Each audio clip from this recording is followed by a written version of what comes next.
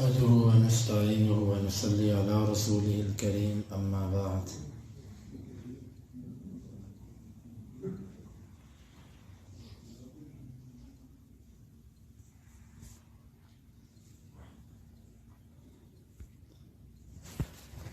اپنی اولاد کی اچھی تربیت کرنے کے لیے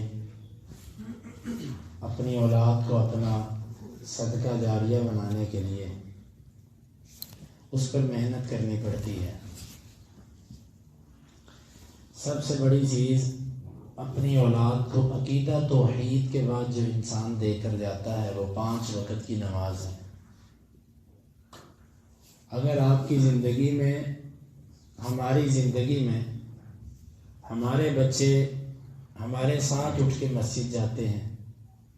فجر کی نماز پڑھنے اور باقی ساری نمازیں پڑھنے کے لیے، ان کے دل میں خود اہتمام آ گیا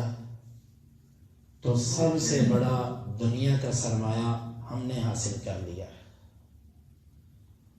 لیکن اگر ایسے نہیں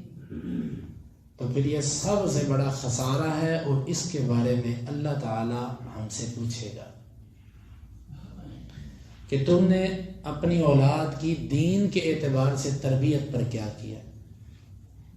دیکھیں ماں کتنا کھپتی ہے کہ صبح اسکول جانا جلدی سو جاؤ، اکیڈمی جانا جلدی سے اس کے لیے تیار ہو جاؤ، تمہارے پیپر آ رہے ہیں رات کو پڑھنا شروع کر دو۔ بہت محنت ہوتی ہے دنیا کے لیے، دین کے لیے کتنا کیا جاتا ہے۔ اپنے بچوں کو صبح فجر پر اٹھانے کے لیے، فجر پر لانے کے لیے سب سے بہترین جو حل ہے وہ یہ ہے کہ رات عشاء کے فوراً بعد سونے کی عادت ڈالی جائے۔ ڈانٹ ڈپٹ مار کٹائی یہ حل نہیں ہے، یہ علاج نہیں ہے۔ نبی صلی اللہ علیہ وسلم نے یہ فرمایا کہ جب وہ 10 سال کے ہو جائیں تو انہیں مارو، لیکن مارنے کی ایک مثال بھی شریعت اسلامیہ میں نہیں ملتی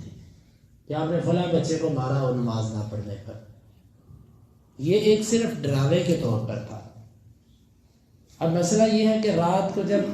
بچے کو جلدی سونے کی عادت ڈالیں گے تو خود بخود فطری طور پر فجر کے وقت اس کے لیے اٹھنا آسان ہو جائے گا۔ فجر کے وقت اٹھنا اس کے لیے آسان کب ہے؟ جب وہ عشاء کے فوراً بعد سوتا ہے، اور عشاء کے فوراً بعد سونے کے لیے ضروری ہے کہ کھانا مغرب کے بعد ہو، یا کھانا مغرب سے تھوڑی دیر 5-10 منٹ پہلے، یا مغرب کے فوراً بعد رات سوتے وقت دودھ پی لے، کوئی ایسی ہلکی پھلکی چیز بس۔ یہ جسمانی اعتبار سے بھی انتہائی مفید اور دینی اعتبار سے بھی انتہائی مفید کہ رات جلدی سوئے گا تو صبح جلدی اٹھے گا۔ لیکن اگر والدین بچے کو کہیں کہ جلدی سو جاؤ اور خود موبائل پکڑ کے بیٹھ جائیں، خود ٹی وی لگا کے بیٹھ جائیں، تو یہ قول اور فعل کا تضاد جب بچہ دیکھے گا تو وہ اچھا اثر نہیں لے گا آپ سے، وہ اچھا اثر نہیں لے گا۔ بیٹیاں ہوں، بیٹے ہوں، بیوی ہو، کوئی بھی ہو، جو آپ کی اولاد ہے، آپ کی بیوی ہے، اس کے بارے میں قیامت کے دن آپ سے سوال کیا جائے گا۔ اور بعض دفعہ ایسے ہوتا ہے کہ ہم گھر پہ اتنا سخت رویہ رکھتے ہیں، اتنا سخت رویہ رکھتے ہیں، ہوتا اصل میں اس طرح ہے کہ کسی برائی کو روکنے کے لیے بعض دفعہ ہم اللہ کے لیے نہیں، اپنی ذات اور انا کے لیے غیرت کرتے ہیں۔ اللہ کے لیے، اللہ کی وجہ سے جو چیز روکی جاتی ہے اس میں انسان کے اندر غصہ جو ہوتا ہے وہ اور طرح کا ہوتا ہے، اور جو ایک دفعہ میں نے تمہیں کہا تم نے مانا کیوں نہیں، اس انا پر جو انسان کو غصہ آتا ہے یہ اور طرح کا ہوتا ہے۔ ان دو غصوں کے اندر فرق اللہ کی مدد کے بغیر نہیں ہو سکتا۔ ابتدا میں غصہ آتا دین کے نام پر ہے، لیکن بعد میں وہ بن ہماری انا جاتا ہے،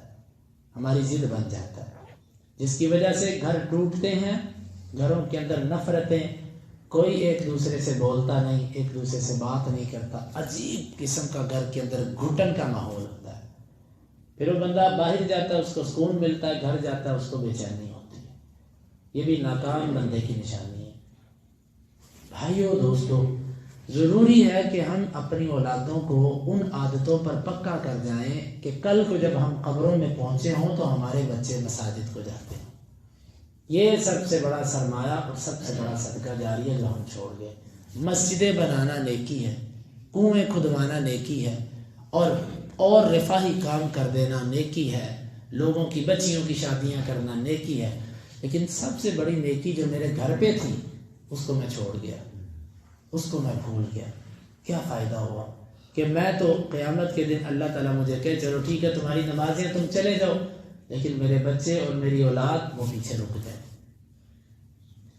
تو ہمیں چاہیے کہ ہم جس طرح فجر پہ خود آتے ہیں اپنے بچوں کو لے کر آئیں،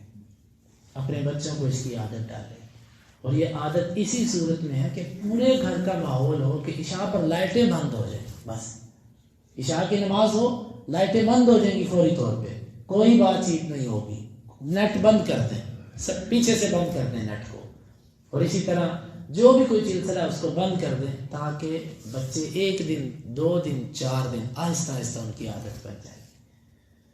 باقی بھائیوں اگر بچپن میں ایسی تربیت نہیں کریں گے، پھر بچے جب جوان ہوتے ہیں پھر باپ چیختا ہے چلاتا ہے نماز کے لیے چلو، پھر آگے سے ایک وقت وہ آتا ہے کہ باپ ان کو کہنے سے بھی شرماتا ہے، باپ ان کو کہنے سے بھی ڈرتا ہے کہ اگر میں نے اس کو کچھ کہا تو یہ الٹا مجھے ہی کچھ کہے گا، ایسی بات کہے گا کہ میں پھر آگے سے برداشت نہیں کر سکوں گا، پھر وہ کہتا ہے چلو ٹھیک ہے ان کو ان کے حال پہ چھوڑ دو۔ یہ ایک شکست ہے اس آدمی کی اپنے گھر کے اندر۔